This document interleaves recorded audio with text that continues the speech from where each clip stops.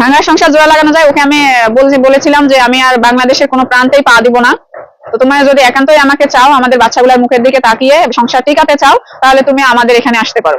এই কথা তাকে বলা হয়েছে। সে কি বলেছে? সে বলছে তার এক ফোঁটা রক্ত থাকতে সে আমার এখানে আসবে না। মানে কোথায়? মানে এখানে বলতে আমার বোনের বাড়ির ওখানে আশপাশে আমি থাকতে চেয়েছি। মানে এটা কেন? মানে আপনি আপনার বাবার বাড়ি এলাকায় থাকবেন তাকে নিয়ে, এটা কেন ডিসিশনটা কেন নিয়েছেন? কখন এই ডিসিশন নিলাম যে কারণ আমি তো তার বাবার বাড়িতে থেকে দেখলাম, তার হচ্ছে রাজশাহী থেকে দেখলাম, কোথাও সে কোন রকম আমাকে মানে আমার সাথে ভালো ব্যবহার করেনি, প্লাস মারধর কমায়নি। তো এখানে থাকলে হয়তো আমাদের লোকদের সাথে থাকবে, হয়তো সে সাহস পাবে না আমাকে এরকম ভাবে মারার। এইটাই কারণ যে ওর আব্বুর সামনে ও ভয়ে কিছু বলে না, ভয়ে কান্নাও করে না। ওর আব্বু যখন চলে যায় তখন নাকি আম্মুর জন্য কান্না করে আসার জন্য। আমি সাদা কাপড় পরে এই বয়সে বের হয়ে আসি, এটাই তো চাই। এটা যদি না চাইতো, তাদের ছেলেকে শাসন করতো, তাদের ছেলে যে আমার সাথে আজকে 1.5 বছর যাবত অন্যায় করতেছে, মারধর করতেছে, তার কোনো একটা কিছু তারা করতো।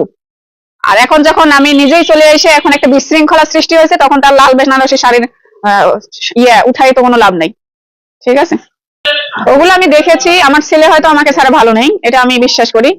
আর যেগুলা ওকে এগুলা শিখায় দেওয়া হয়েছে বলে ওগুলোকে আমার সামনে বলছে, তাছাড়া ও বলতে পারে না।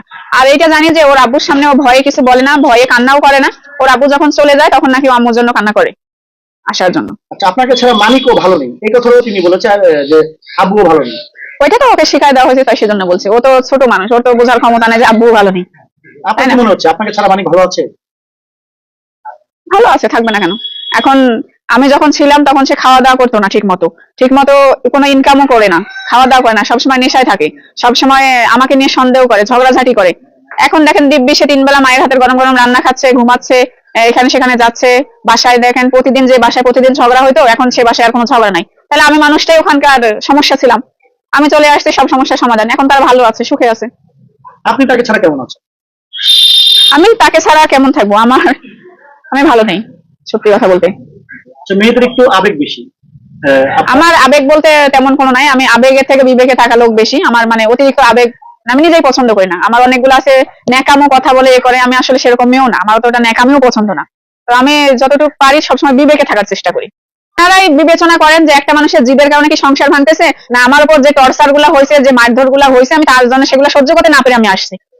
আপনারাই বিবেচনা করেন এখানে। আচ্ছা, তো মার তো মানুষ, এটা তো অনেকগুলা ঘটনা বললে অনেক সময় লাগবে। মানুষ কিন্তু একটা মানুষকে ইচ্ছা করে মারে না, নিজের দোষেই সে মার খায়। ঠিক আছে, নিজের দোষে মারে না। এরকম আমাকে অনেক রকম মারধর করা হয়েছিল, এই হয়েছিল, আমি